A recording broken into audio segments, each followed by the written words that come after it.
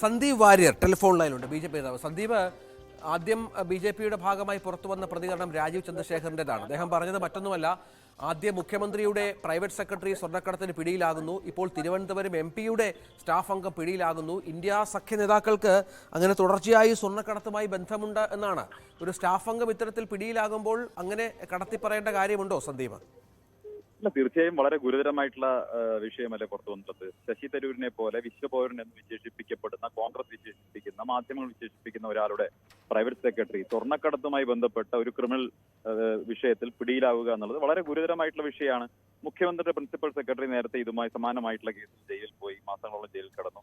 അതിനുശേഷം ഇപ്പോ ശശി തരൂരിന്റെ PA പോകുന്നു. ഇത് ശശി തരൂരിന്റെ PA എന്തായാലും സ്വന്തമായിട്ടുള്ള ഒരു കപ്പാസിറ്റിയുടെ പുറത്ത് ഒരു സ്വർണ്ണക്കടത്തിൽ ഭാഗമാകുമെന്ന് നമ്മളാരും പ്രതീക്ഷിക്കുന്നില്ലല്ലോ. അപ്പൊ സ്വാഭാവികമായിട്ടും ശശി തരൂരിന്റെ സ്വാധീനം അദ്ദേഹം ഉപയോഗിച്ചിട്ടുണ്ടോ, ഈ സ്വർണ്ണക്കടത്തുമായി ബന്ധപ്പെട്ട് ഉപയോഗിച്ചിട്ടുണ്ടോ, ശശി തരൂരിന്റെ ഏതെങ്കിലും തരത്തിലുള്ള സഹായം ലഭിച്ചിട്ടുണ്ട്, ഇതെല്ലാം അന്വേഷണ വിധേയമാകേണ്ട കാര്യങ്ങളാണ്.